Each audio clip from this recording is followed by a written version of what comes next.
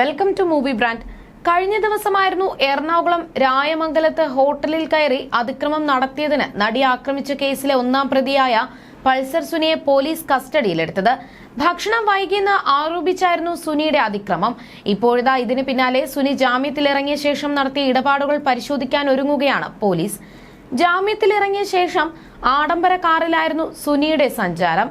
എറണാകുളം സ്വദേശികളുടെ പേരിലുള്ളതാണ് ഈ കാർ. ഇത് പണയത്തിന് എടുത്തതാണ് എന്നാണ് ഹോട്ടൽ അതിക്രമ കേസിൽ അറസ്റ്റിലായ സുനി പോലീസിന് നൽകിയിരിക്കുന്ന മൊഴിയിൽ പറഞ്ഞിരിക്കുന്നത്. 2.5 ലക്ഷം രൂപ പണയത്തിനാണ് കാർ വാടകയ്ക്കെടുത്തത്. ഇതിനുവേണ്ടി അമ്മയെ കൊണ്ട് ലോൺ എടുപ്പിച്ചു എന്നാണ് സുനി പറയുന്നത്. പുറത്തിറങ്ങിയ ശേഷം സുനി കൂടുതലും വാട്സ്ആപ്പ് കോളുകളാണ് ചെയ്തിരുന്നത് എന്നും പോലീസ് കണ്ടെത്തിയിട്ടുണ്ട്. പൾസർ സുനിയുടെ പണമിടപാട് സംബന്ധിച്ച വിശദാംശങ്ങളും പോലീസ് അന്വേഷിക്കുന്നുണ്ട്.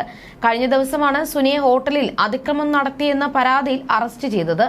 ശേഷം സുനിയെ സ്റ്റേഷൻ ജാമ്യത്തിൽ വിട്ടിരുന്നു. പുറത്തിറങ്ങിയെങ്കിലും സുനിയെ നിരീക്ഷിക്കാനാണ് പോലീസിന്റെ തീരുമാനം. അതേസമയം ഹോട്ടലിൽ അതിക്രമം നടത്തിയ കേസിൽ കൂടി ഉൾപ്പെട്ടതിനാൽ നടിയെ ആക്രമിച്ച കേസിലെ സുനിയുടെ ജാമ്യം റദ്ദാക്കണമെന്നാവശ്യപ്പെട്ട് പോലീസ് കോടതിയെ സമീപിക്കും.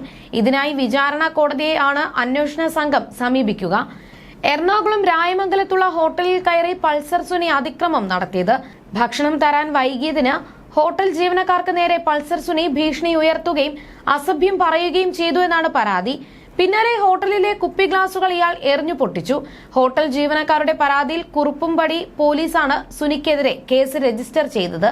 ഭാരതീയ ന്യായ സംഹിതയുടെ 296B, 351, 324 എന്നീ വകുപ്പുകൾ ചേർത്താണ് സുനിക്കെതിരെ കേസെടുത്തിരിക്കുന്നത്.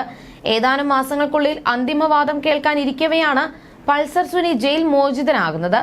പൾസർ സുനിക്ക് കർശന വ്യവസ്ഥകളോടെയാണ് കോടതി ജാമ്യം അനുവദിച്ചത്. വിചാരണ കോടതിയാണ് പൾസർ സുനിക്ക് ജാമ്യം അനുവദിച്ചത്.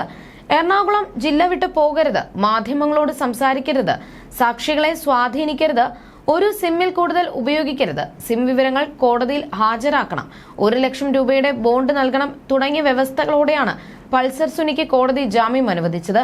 കഴിഞ്ഞ 7.5 വർഷമായി പൾസർ സുനി ജയിലിൽ കഴിയുകയാണെന്നും കേസിലെ വിചാരണ ഇപ്പോഴൊന്നും തീരാൻ സാധ്യതയില്ലെന്നും കോടതി ചൂണ്ടിക്കാട്ടിയിരുന്നു. പൾസർ സുനിക്ക് ജാമ്യം നൽകുന്നത് കേസിനെ പ്രതികൂലമായി ബാധിക്കുമെന്ന് സർക്കാർ വാദിച്ചു. എന്നാൽ സുപ്രീം കോടതി പൾസർ സുനിക്ക് ജാമ്യം അനുവദിക്കുകയായിരുന്നു. ജാമ്യം തേടി 10 തവണയാണ് സുനി മേൽക്കോടതിയെ സമീപിച്ചത്.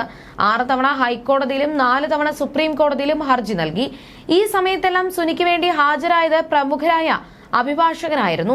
പിന്നിൽ വമ്പന്മാരുണ്ടെന്ന സംശയം നേരത്തെ തന്നെ ഹൈക്കോടതി പങ്കുവച്ചിരുന്നു. ജയിലിലെ അടുക്കളയിൽ വെറും 63 രൂപയ്ക്ക് ജോലി ചെയ്യുന്ന സുനിക്ക് എങ്ങനെയാണ് ഇത്രയും പണം ചെലവാക്കാൻ കഴിയുന്നത്? ഇതിന് പിന്നിൽ ആരാണ് എന്നെല്ലാം സോഷ്യൽ മീഡിയയിലും ചർച്ചയായിരുന്നു. 2017 ഫെബ്രുവരിയിലാണ് നടി ആക്രമിക്കപ്പെട്ടത്. ഷൂട്ടിങ്ങിന് ശേഷം തിരികെ വരികയായിരുന്ന നടിയുടെ കാറിനു പിന്നിൽ വാഹനമിടിപ്പിച്ച് നിർത്തുകയും അതിക്രമിച്ചു കയറി ലൈംഗികമായി ആക്രമിക്കുകയും ഇതിന്റെ ദൃശ്യങ്ങൾ പകർത്തുകയും ചെയ്തു എന്നാണ് കേസ്. നടൻ ദിലീപ് കേസിൽ 8ാം പ്രതിയാണ്.